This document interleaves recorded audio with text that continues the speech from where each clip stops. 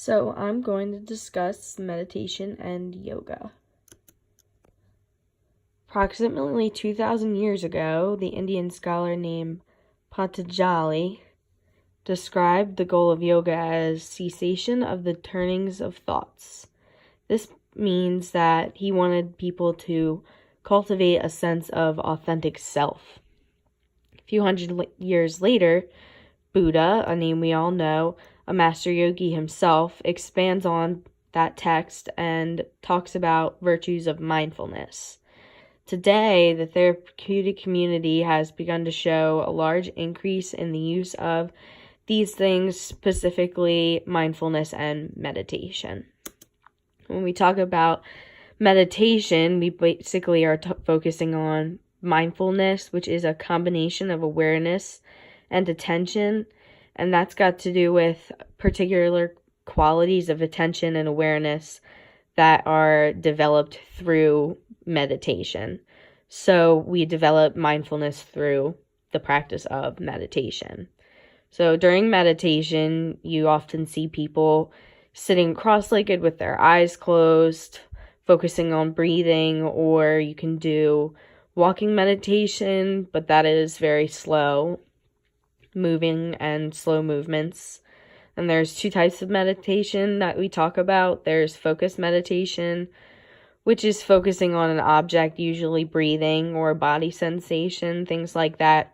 And we have loving kindness meditation, which adds the qualities of compassion and unconditional love into it.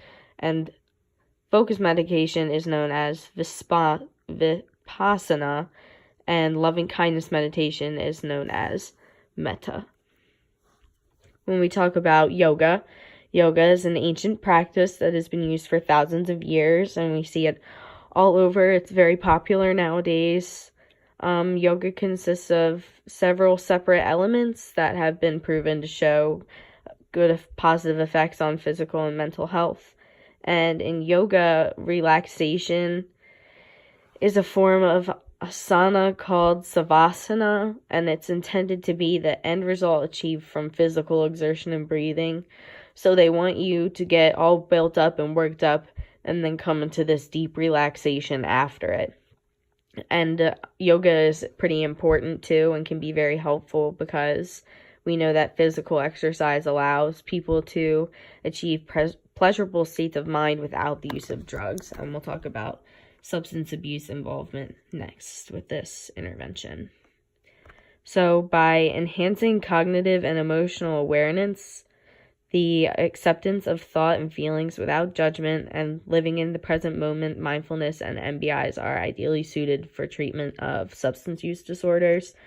So basically the practice of mindfulness meditation is focused on bringing together your awarenesses so that you can face your struggles with the substance use disorder without fear and whatnot, and without stress and anxiety.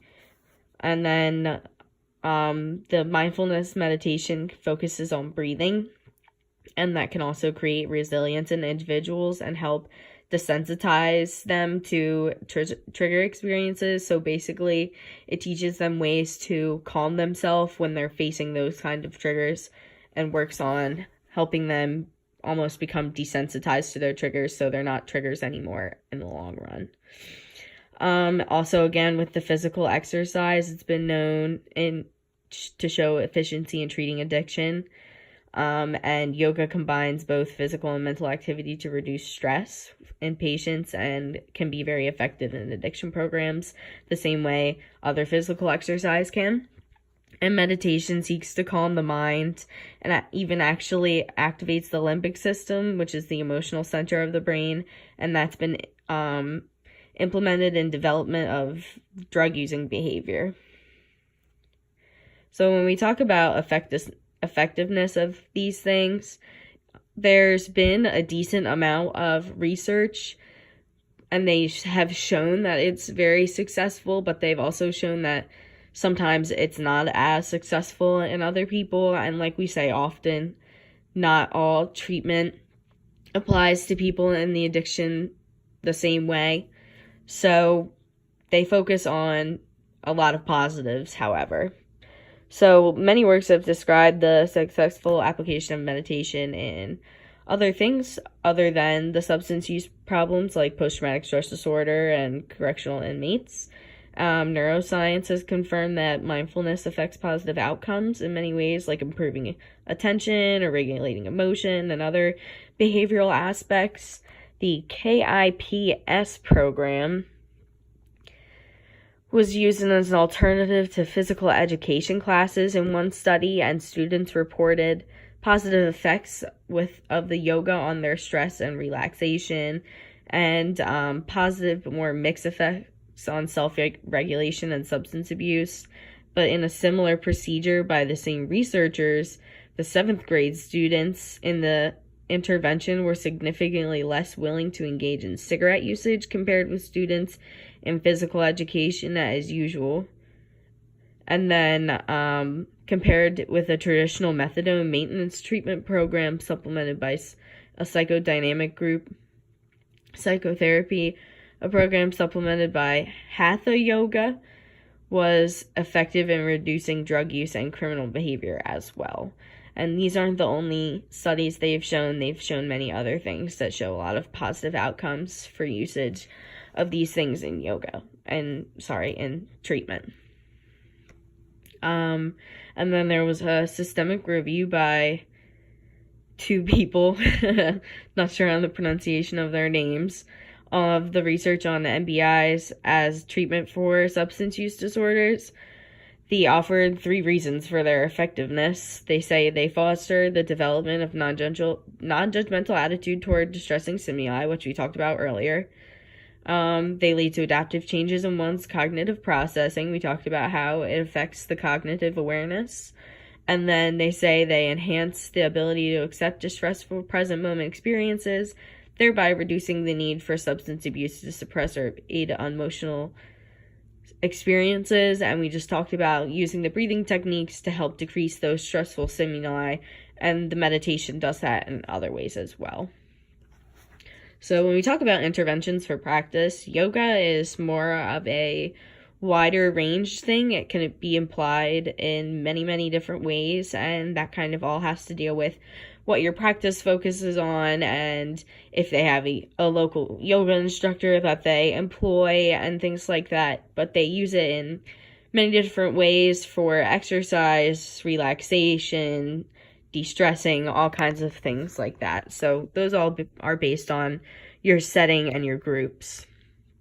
There's a couple of different mindfulness-based relapse prevention techniques that go into different therapies, and I picked out 2 that specifically focus on substance use.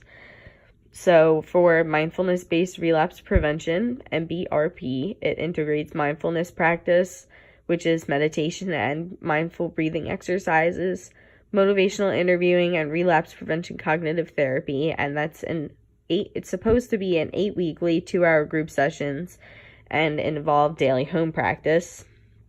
And then there's the acceptance and commitment therapy, which is the ACT.